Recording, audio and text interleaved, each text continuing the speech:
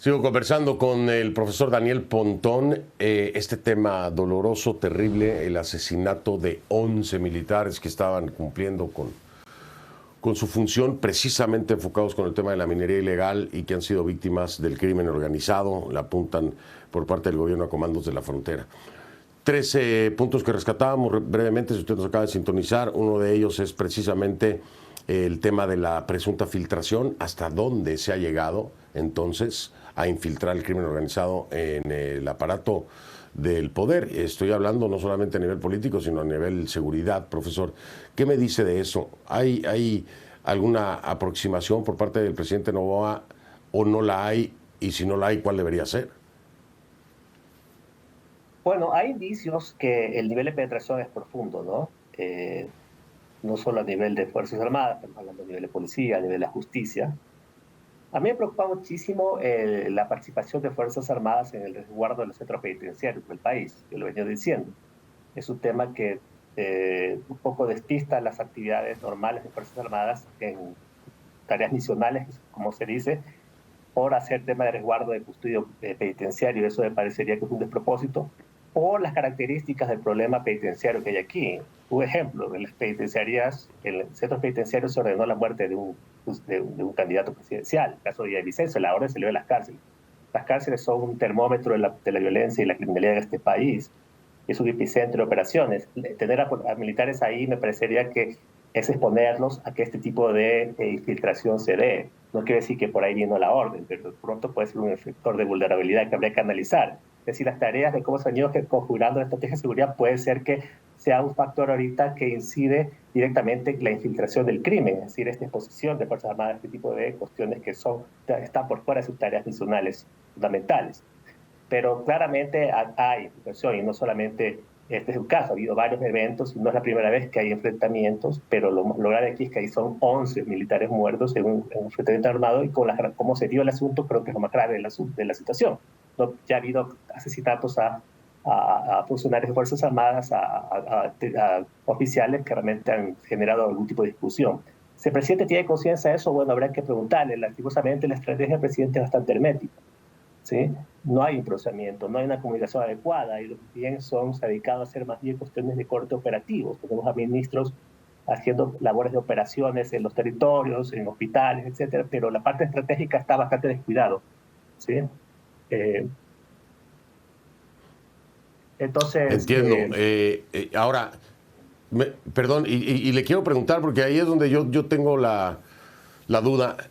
A ver, ¿es una estrategia hermética o es una falta de estrategia? Porque, a ver, al no conocer la estrategia, podemos interpretarla como hermetismo, pero al mismo tiempo podemos pensar que no hay una estrategia clara, ¿no, profesor?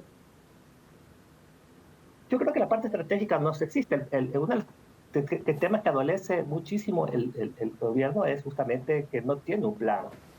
No se ve, no se vislumbra al menos en la parte institucional ese tipo de situaciones. Creo que no sé, en la campaña no tuvo claridad respecto a qué va a hacer. Se hablaba de cuestiones muy puntuales, muy fragmentadas las cuestiones que se discutían respecto a eso. Y creo que ese es el gran tema.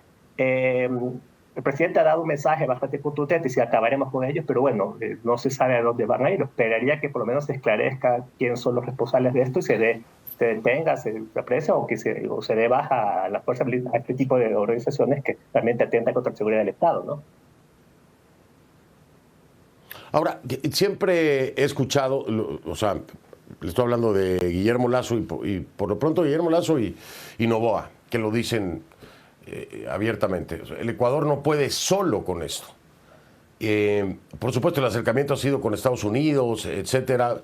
Yo, hablando con el presidente Noboa, le decía, bueno, pero ¿qué pasa con Perú? ¿Qué pasa con Colombia? ¿Por qué no buscar colaboración también de estos países que finalmente son los que estarían de alguna u otra forma colaborando, ¿no?, entre bandas criminales para poderse incrustar en el mercado y utilizar Ecuador, ya sea en minería ilegal o también en narcotráfico? ¿Ecuador necesariamente tiene que voltear solamente a Estados Unidos para encontrar un apoyo y colaboración o debería de buscarlo también en la región?